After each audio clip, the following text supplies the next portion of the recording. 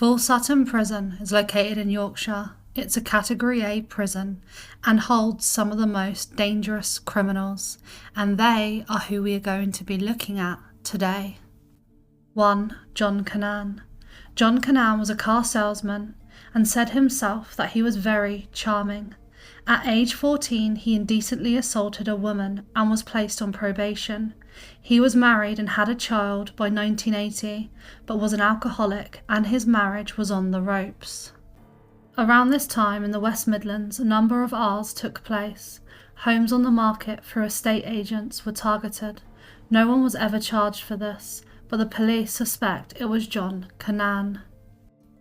In 1980, he yarded and attempted to take the life of his wife. This is when their relationship ended. In 1981, he robbed a petrol station and later that year robbed a ladies' knitwear shop. John Cannan arred shop assistant Jean Bradford, and at court on the 26th of June 1981, after he pleaded guilty, Cannan was sentenced to 5 years imprisonment and 3 years for 2 counts of robbery. He served 5 years of his 8-year sentence. The latter of his sentence he served in an open prison and had day release. In 1987, he abducted 29-year-old Shirley Banks while she was out shopping in Bristol. It was a huge missing person investigation. Just 2 weeks later, Cannan was arrested for an assault on a woman in a dress shop. 2 members of the public chased him down and phoned the police. They found him with blood and a knife. They searched his car and found a bag with rope in it. They then did further searches and found Shirley Banks' car tax disc. They also found her Mini Clubman painted blue in a garage of his flats. When arrested, he had no alibi for the day and claimed he bought the Clubman at an auction. Witnesses came forward and the police linked a thumbprint of Shirley's in Cannan's flat. 6 months after her disappearance, she was found in a stream. Cannan's trial began on the 5th of April 1989. He was charged with the murder of Shirley Banks and a further 8 charges including burglary, kidnap, attempted abduction, indecent assault. He was found guilty of all charges with a life sentence and a min term of 35 years. He is also linked to 2 other cases. Sandra Court, who had her life taken in Bournemouth in 1986. Cannan denied the murder and even being in Bournemouth, but this was disproved by a parking ticket. Second, Susie Lamplugh, a 25-year-old estate agent who went missing in 1986. She was declared dead in 1993. Cannan was released from a nearby prison 3 days before Lamplugh's disappearance and is the only suspect in the murder of Lamplugh stated by the police. While in prison, Cannan studied for an Open University degree. In September 2023, Cannan faced a parole hearing after serving his min-term of 33 years and 214 days. The board refused to release him or put him in an open prison. The 69-year-old remains in full Sutton and still proclaims his innocence. 2. Stephen Griefson. Stephen Griefson is also known as the Sunderland Strangler. On the 26th of November 1993, Griefson murdered 18-year-old Thomas Kelly. On the 4th of Feb 1994, he murdered 15-year-old David Hanson, and then murdered 15-year-old David Grief on the 25th of Feb 1994.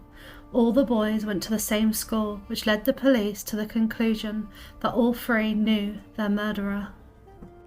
He was initially arrested on the 11th of March and charged with an attempted burglary, but police further investigated and arrested him for all 3 murders. In 1996, he was handed 3 life sentences for the murders. He was ordered to serve a min of 35 years in prison. It was stated at his trial he murdered the 3 boys in order to conceal evidence of his homosexuality. While serving his 3 life sentences in full Sutton prison, he was then questioned of the May 1990 murder of 14-year-old Simon Martin. In June 2004, he wrote a letter which admitted murdering 3 victims in 1993 and 1994, but he admitted his culpability in the murder of Simon Martin. As such, he was not charged with Martin's murder at the time. He was then convicted of Simon Martin's murder on the 24th of October 2013. The 52-year-old remains in full Sutton prison. 3. Danilo Restivo. Italian Danilo Restivo lived in Bournemouth, and in May 2002, on the 12th of November, he took the life of Heather Barnett, his neighbour. He was taken into the station for questioning, but produced a bus ticket to support his alibi that he was on his way to a computing course. He was put under close surveillance using electronic tracking and listening devices. He was observed on repeated visits to a park where he covertly filmed as he apparently stalked lone women. On the 12th of May 2004, the surveillance team became alarmed. An ununiformed police officer was ordered to stop and search Restivo. When searching his car, they found a change of identical clothing, a knife, scissors, a balaclava and gloves. In June 2004, a schoolgirl identified him as the man who had cut her hair on a bus. In November 2006, he was rearrested and his home was searched. Police found a lock of hair. Trainers he had on the day of the murder had internal traces of blood, but it could not be identified due to having been soaked in bleach. In 2008, new techniques revealed a blood-stained towel left at the murder scene had DNA matches for Restivo, but he claimed to have left it on the visit to the home of Barnett on the 6th of November. In May 2011, Restivo was found guilty of murdering his neighbour Heather Barnett. He was given a life sentence with a min term of 40 years. He had also been linked to the 1993 disappearance and murder of Alyssa Claps in Italy. She had gone missing after leaving church, and he shortly after moved to the UK. In March 2010, a body was found in the church.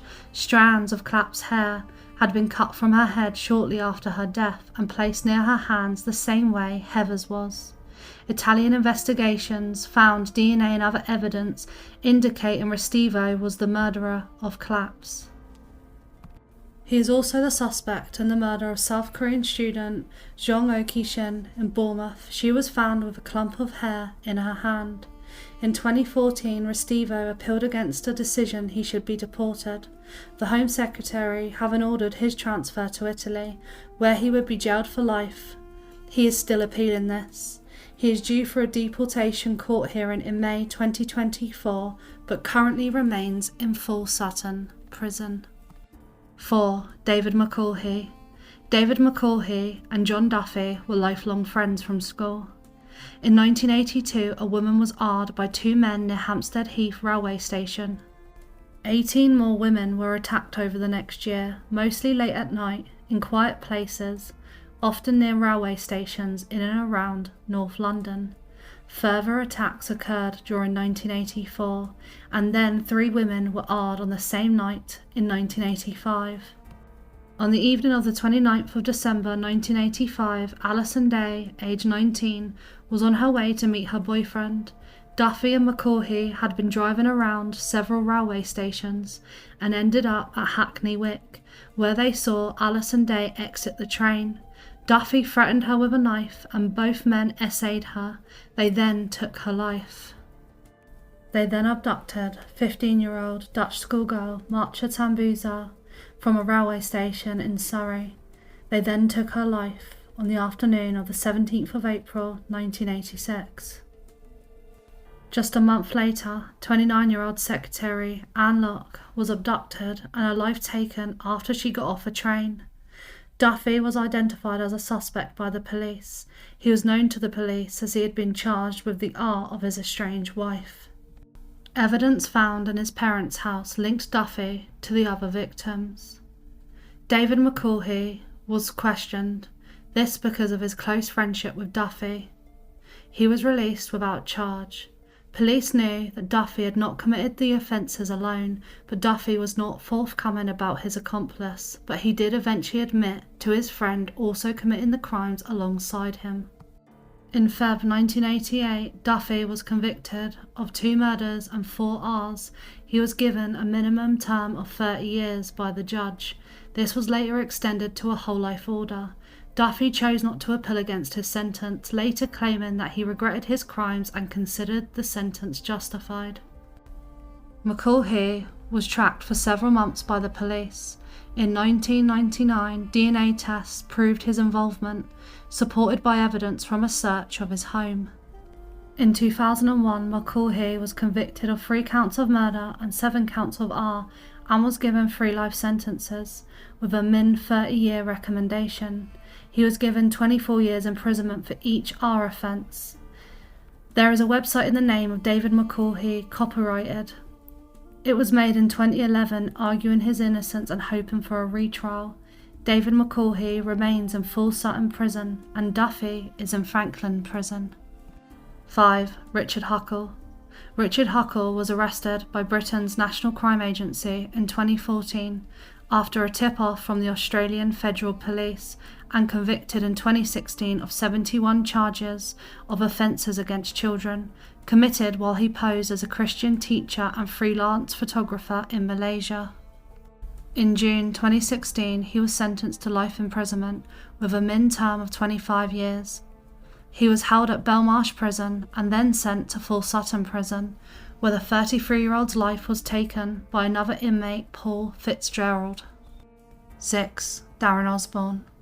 On the 19th of June 2017, Darren Osborne committed a terrorist attack by driving his van into pedestrians in Finsbury Park.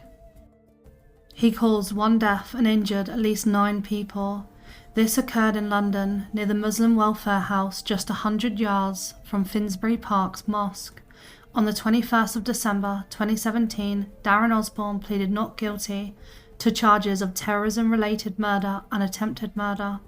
His trial was held in January 2018, and he was found guilty on both counts. He was sentenced to life imprisonment with a min term of 43 years.